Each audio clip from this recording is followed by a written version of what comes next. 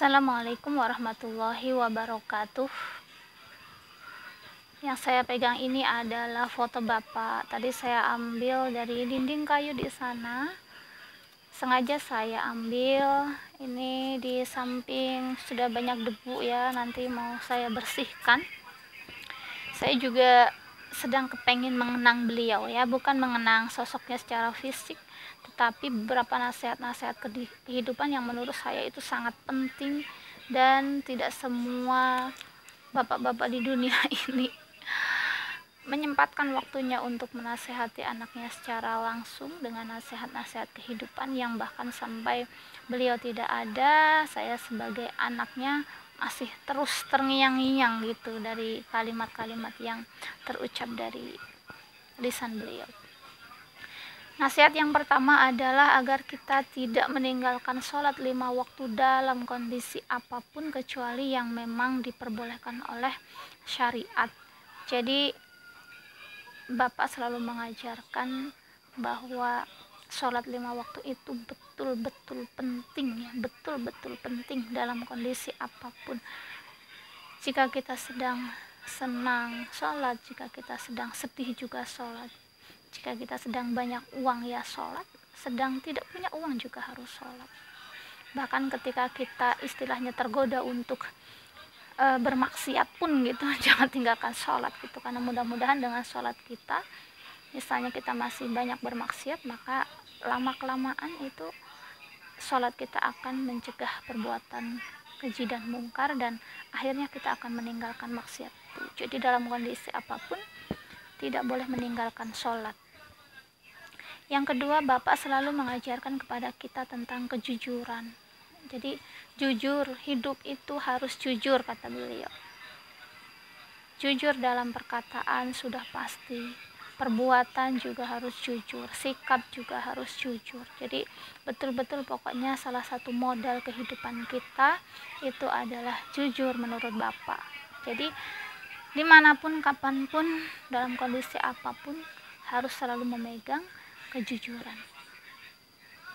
Yang ketiga, Bapak selalu mengajarkan hidup itu ojo ngoyo kalau untuk urusan dunia. Jadi kalau bekerja, mencari uang dan sebagainya, serius pasti, semangat pasti, tetapi ojo ngoyo. Ojo ngoyo itu jangan sampai yang berlebihan, mengorbankan kesehatan dan sebagainya. Kalau dulu waktu saya sekolah ya, Bapak selalu mengingatkan itu, jangan terlalu bernafsu harus ranking 1, harus juara dan sebagainya gitu. Kalau misalnya nanti bisa mengganggu kesehatan ya, jarang kan ya orang tua kayak begitu. Kebanyakan orang tua menuntut anaknya, kepengen anaknya juara ranking 1, kemudian dibangga-banggain, dipuji-puji orang lain gitu, tapi Bapak tidak.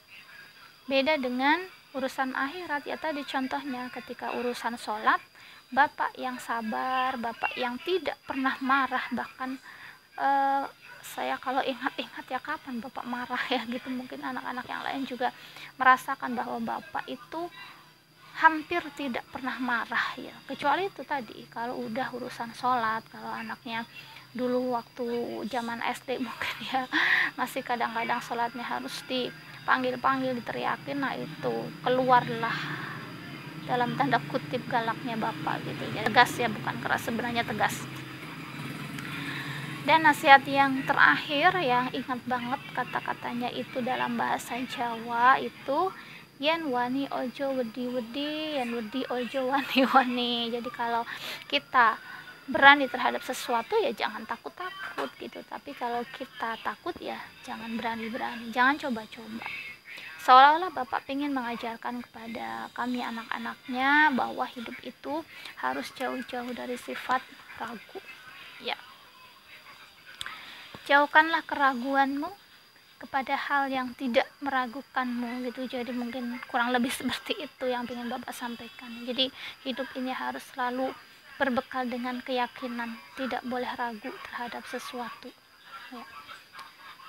Itu 4 nasihat Bapak dari banyak sekali nasihat-nasihat yang sering Bapak sampaikan kepada kami anak-anaknya. Mudah-mudahan nasihat itu bisa kami laksanakan dan mudah-mudahan bisa menjadi pahala jariah, pahala yang terus mengalir sampai kini, sampai nanti ya, walaupun bapak sudah almarhum.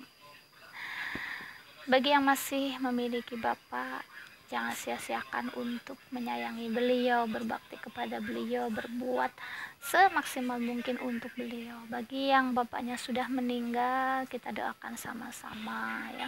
Selalu kita doakan, kita doakan. Hanya itu mungkin yang bisa kita lakukan ketika orang tua kita sudah meninggal ya. Di samping kita bisa menjalin silaturahim dengan orang-orang yang dulu dekat dengan bapak, dengan saudara-saudara bapak dan sebagainya, tetapi yang bisa kita lakukan setiap saat, setiap waktu memang mendoakan bapak.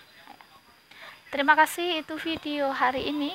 Saya masih di kampung ini, masih menikmati suasana kampung ini. Terima kasih sudah menonton, mudah-mudahan ada manfaatnya. Wassalamualaikum warahmatullahi wabarakatuh.